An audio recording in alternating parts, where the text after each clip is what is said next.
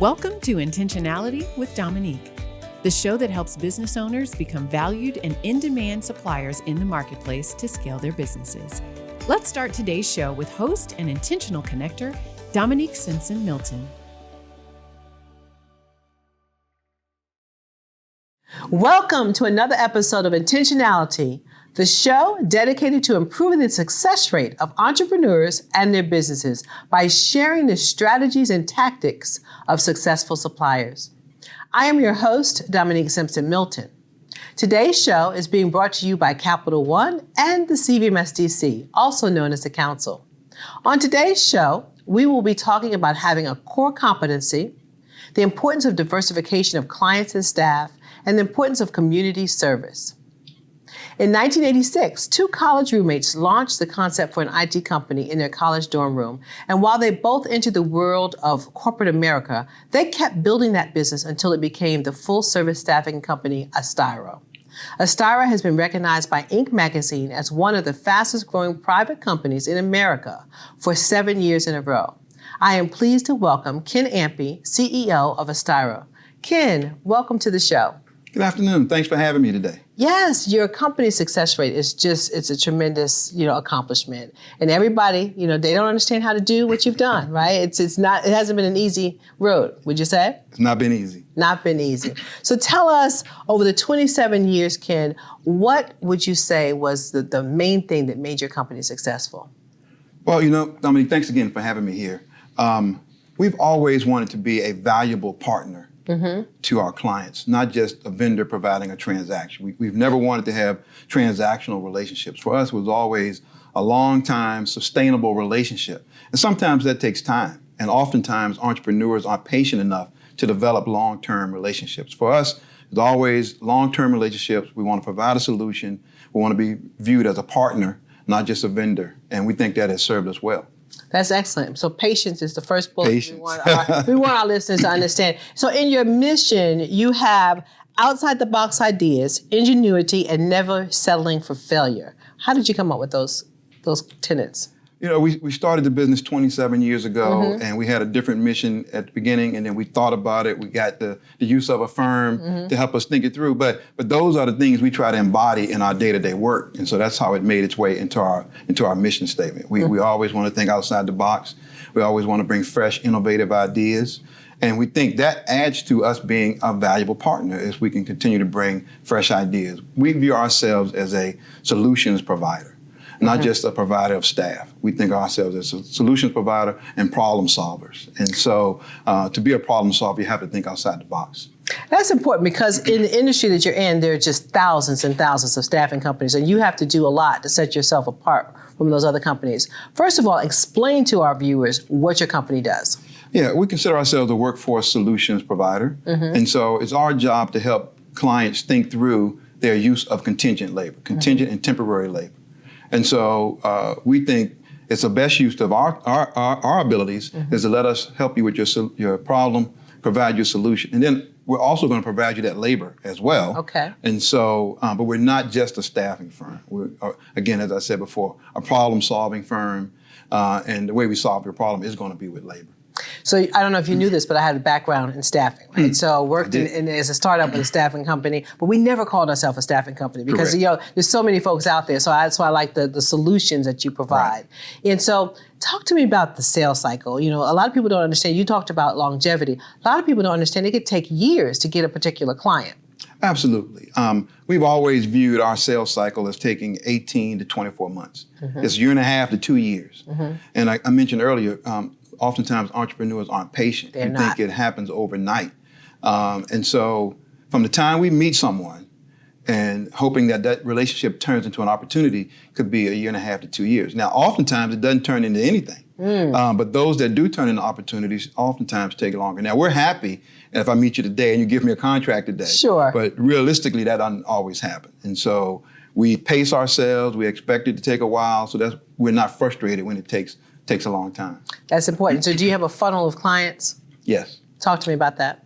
Yeah, so we have a sales process. It has 4 cycles, and it goes everything from just meeting someone and shaking their hand to talking with them and visiting with them about opportunities to there is an identified opportunity and let's talk about it to, okay, we've turned in a bid on that opportunity. So we have buckets and we're always trying to keep people in those buckets and move them from one bucket to the next.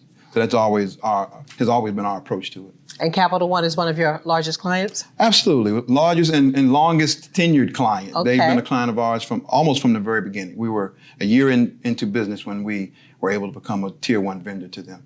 Excellent, excellent. So I want to go back just a little bit, Ken, because you started out, we talk about core competency, right? And I want our viewers to understand that you have to have a core competency in something. Some people say, I'm going to start a business, but they really don't have the skill set, right? So your core competency was IT. Yes. So when you started out, you were focused on IT staffing. Yes. Both my partner and I have a background in technology. We met, as you mentioned, in college. We were both there studying computer science. We both entered the workforce as IT professionals. So when we got around to starting this business, it was a focus on IT. And in particular, going back to the clients that we had serviced when we were working for other staffing firms to say, hey, did you like us when we were here as individuals? Yes. Okay, would you now use us through our firm? And the answer was yes as well.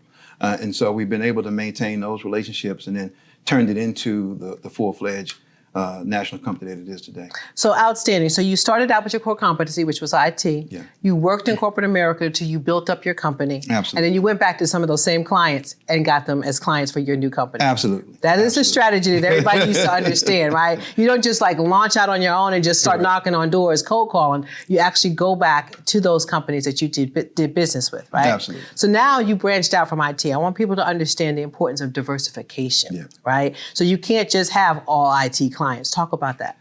Yeah, when we came out of the recession some years ago, we were very hard hit, and many IT firms were very hard hit. And so we started to rebuild the company and thought, well, we wanted to diversify and not be in the same situation should an economic downturn come again.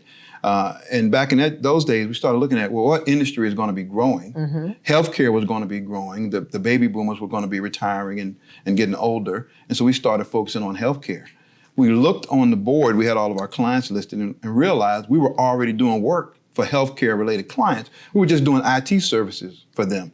So why don't we talk to them about other things we can do for them? And today, healthcare is a big industry for us. Excellent, great strategy. So talk to me about the lessons learned along the way. What's the biggest lesson you learned along the way? I would say the biggest one is it's not easy. Okay. And I think oftentimes folks say, I want to start my own business, I want to be an entrepreneur, but it's not for the faint of heart. It's very hard, it's very difficult.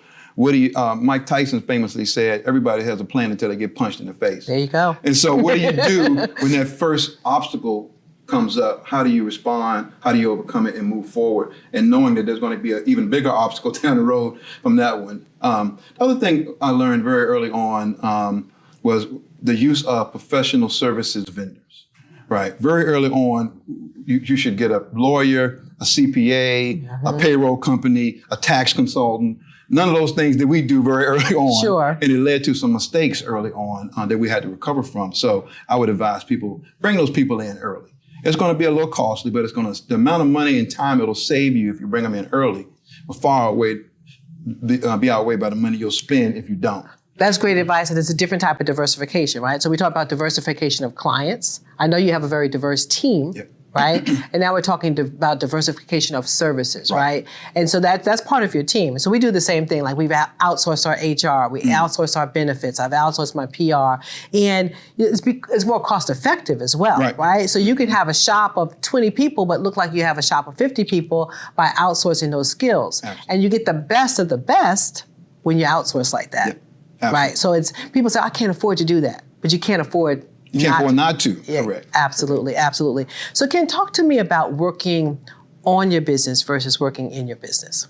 Yeah, that phrase is used very often. And I always like to say, you can't make the widget and be the same person trying to figure out how to sell more widgets.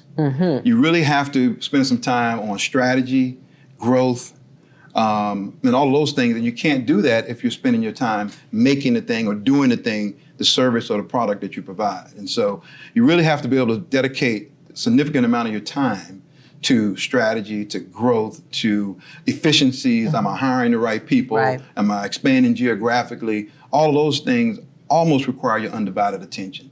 And so that's working on your business instead of working in your business. And how long did it take you to learn that? It took a minute. It took a minute. I think when we started, we're in our 27th year now. I worked in the business for the first 4 years. Okay. Yeah. And so after the 4 years, like, okay, we have a sustainable business. We're going to be around. We knew now we had something that would go on for a while. So we needed to start working on the business. Now, you're still in this business with your business partner. Yes. So do you have delineated responsibilities in the business? We do. We do. We own the business together, 50-50, and we always have. And my role as the CEO is business development, strategy, and that sort of thing. And my partner, Sam, as the president of the company, is responsible for operations, so day-to-day operations and that sort of thing. Okay, excellent. So what would you do differently if you started all over again? What piece of advice would you give to people? I know you said hire individuals, but what other advice would you give? Yeah, Sam and I were both computer science majors, as I mentioned. Didn't take a single business class in college, not one, neither of us. And so looking back on it, I probably would have become a little more educated of what it means to own a business than when we started the business. That'd probably be the first thing I would do. Take some classes on it, whether it's accounting, marketing, branding, all of those things we learned on the fly. Okay. And so again, when you're learning on the fly, you're also apt to make mistakes along the way. And so some of those early years, there were mistakes being made that I would like to not make the second time around. Absolutely. And so speaking of development and having business acumen, did you take any developmental courses through CVMSDC, Tuck, or any of those programs that you attended? Absolutely. Early on, the CVMSDC, which back then was the Virginia Minority. Yeah. I was able to go to the class at the Darden School at UVA. I went to the Amos Tuck School of Business at Dartmouth. I went to the Kellogg School of Management. So you went to all of them. All of them. Okay. And so did Sam. Okay. So we went to all of those. And then subsequently on our own, those were through the council. But on our own, we've since gone to other executive ed classes to become businessmen. When we started the company, we were IT professionals. Right. We had to become businessmen. And going to those classes is what enabled us to do that. That's critical. That's critical. Understanding where your weaknesses are, taking time to slow down so that you can speed up, and taking advantages of the benefits that an advocacy group like CVMSDC offered you. Yes. Did you do any Capital One classes? I did. Okay. I did. In fact, I was in the first mentor protege program that Capital One put on some years ago, and then Sam followed me going through that program as well. Excellent, because they have some tremendous programs, Yeah. right? Absolutely. So let's talk about what a lot of people do not understand, and that is community outreach. I loved on your website how you not only listed the hours that your entire team is investing in community service, but you listed the boards that you've worked on. How has that benefited and catapulted your business in the community? That's been a tremendous benefit to us. Our mission statement includes a sentence that says we wanted to be recognized as community leaders. And so from the very beginning, that was one of the things we wanted to do. And so we saw community involvement not only as a way to help the community, because we believe rather than complaining, let's do something about it. And so we got involved, but very quickly we realized that there was a mechanism for which we could do business development. Folks see you work hard on a board or a committee, they're more apt to want to use you and find out what do you do? Tell me, what do you do? Because they've been impressed with the energy you brought to the nonprofit you were working on or whatever. So from the very beginning, again, we've wanted to be involved. We found our ways to be involved. And not only just be involved, we said, if we're going to be involved, let's be involved at the top. So we would work to do some work for that organization, then be on the board, and then chair the board if that opportunity is afforded to us. So we've always looked at it that way. Let's be at the top of those organizations when we can. So you weren't doing it for the exposure, but you ended up getting exposure. Exactly. You wanted to give back to the community. Correct. But when you serve on a seat on the board, and people, like you said, people see you working behind the scenes, see your work ethic, when they're looking for somebody for staffing, they're like, oh, let me call Astyra, right? Correct. So you're top of mind. It's like a marketing program. You created that marketing, you created that brand awareness by being there, being in the room. And people underestimate the value of giving up their time freely, right? Volunteering and being in the room. You have to be in the room behind the scenes where things really happen. And if you are, then you see different results. Right. And we truly believe, I know I do, that the more you give, the more that comes back to you. We hold the Boys and Girls Club in similar fashion. I'm very, passionate about the Boys and Girls Club, and I know that you all have donated to them. Yep. Yeah. So, when should somebody call Astyra? Before they decide what they want to do from a contingent labor standpoint. Really, we like to be early in the conversations. As soon as you realize you're going to need to bring in some people for a project or whatever the reason is, bring us in and let us talk about it a little bit. Again, 27 years of experience we bring to the table. And so the way you may be thinking about the use of contingent labor, we may have some other ideas. We could say, well, we've seen this client do it this way. We've seen this client do it that way.